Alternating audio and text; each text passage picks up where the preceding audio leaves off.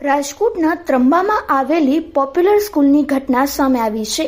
ધોરણ 12ની પરીક્ષામાં વોશરૂમના બહાને જઈ અને ચોરી કરાવતા હોવાની ફરિયાદ નોંધાઈ છે। વાલીઓએ બોર્ડના સચિવને ઈમેલ મોકલીને આ ફરિયાદ કરી છે।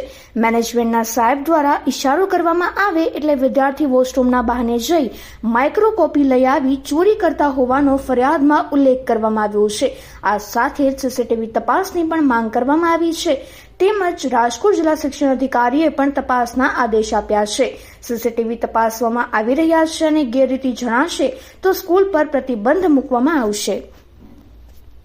હું બોર્ડના 2025માં વર્ષમાં ભણું છું અને પોપ્યુલર સ્કૂલમાં ભણું છું। આ છેલ્લા 2 પેપરથી અમે જોઈએ છીએ કે મારી બાજુમાં અને મારી આગળ માઇક્રોકોપીઓ આવે છે। પહેલાં મને શંકા ગઈ કે આ કાગળિયા છે, પણ ના, માઇક્રોકોપી આવી। અને છેલ્લે અમે બહાર નીકળીને ત્યારે પણ માઇક્રોકોપી દ્વારા ખીચામાં નાખીને અથવા રૂમાલમાં સંતાડીને લઈ જવામાં આવે છે। ત્યાંનો એક સ્ટાફગણ આવીને સપલિયું હાથમાં હોય છે, કાંઈ કાગળિયા હોય છે, ત્યાં આવીને ઇશારા કરી જાય છે, પછી બહાર જાય છે। ત્યાર પછી બાળકો ઘડીએ ઘડીએ પોપ્યુલરના બહાર જાય છે। અમે વોશરૂમની રજા માગી તો અમને ના પાડી દે છે, પણ એના એક હારે 2-2 3 જવા દે છે।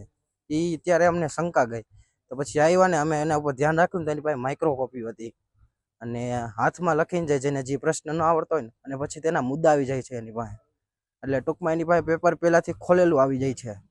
આ જે એકાઉન્ટનું પેપર હતું, પણ આજે તો એને સ્કોડની બીક હતી, એટલા માટે તે સાવ છેલ્લે અડધી કલાકની વાર હતી ને ત્યારે તેને ચોરી કરાવી હતી। આઈ થિંક તો એને માઇક્રોકોપી નહોતી, પણ શેમાં લખી દેવામાં આવ્યું હતું। અને બીએના ઇકોમાં પેપરમાં કાયદેસરનું 1.5 કલાક થાય, પછી તેના બાળકો વોશરૂમ જાય અને માઇક્રોકોપીઓ લઈ આવે છે। જે બાળકો જાય તે બધાને માઇક્રોકોપીઓ આપવામાં આવે છે। આ બાબતે મેં પણ જોયું છે, સુપરવાઇઝર આમ સહી કરતા હોય જોવે છે તોય પણ કાંઈ બોલતા નથી, અને અમારા આજુબાજુ બીજા કોઈ બાજુમાં જોવે તો એને કહી દે છે। આમાં એવું લાગે છે કે સુપરવાઇઝર પણ એના જ લાગે છે। વિદ્યાર્થી તરીકે અમારી જ માંગણી કે રાતે અમે 3-4 વાગે લગી રીડિંગ કરીએ છીએ, અમે મહેનત કરી છે, પણ અમને પાસ થવાની આશા છે, અમે પાસ થઈ 60%। પછી ચોરી કરીને પાસ થાય એમને અમારી મહેનત ઉપર પાણી જાય। અમે મહેનત કરીને ચોરી ઉપર કરે છે।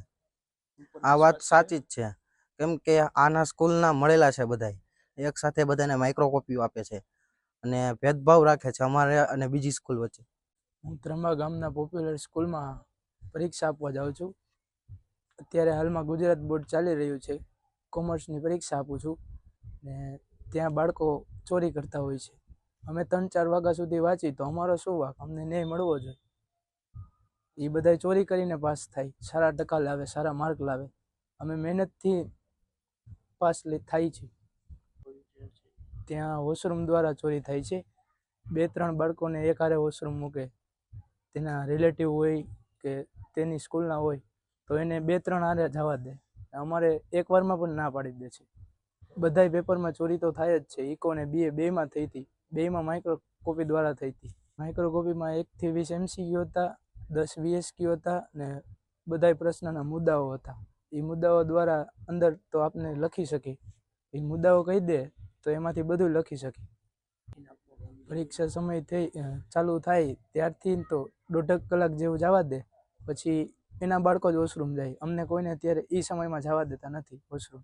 અમારા ક્લાસમાં ઘણા પોપ્યુલરવાળા છોકરાઓ છે જ તે, ને એ એવી રીતે લખે ને મેડમને પણ ખબર ન હોય, અમે બાજુમાં બેઠા હોય અમને તો ખબર પડી જાય, પણ મેડમ દ્વારા દેખાય તોય મેડમ કાંઈ બોલે નહીં।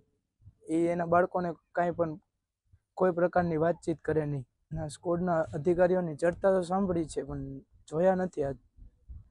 અમને ન્યાય મળવો જોઈએ। અમે 3-4 વાગ્યા સુધી રાતે વાંચી, આખી રાત મહેનત કરી તો અમારો શું વાંક? એ બધા ચોરીથી પાસ થાય, અમે મહેનતથી પણ પાસ સરખા નથી થઈ શકતા। અમારે માર્ક જોઈ છે।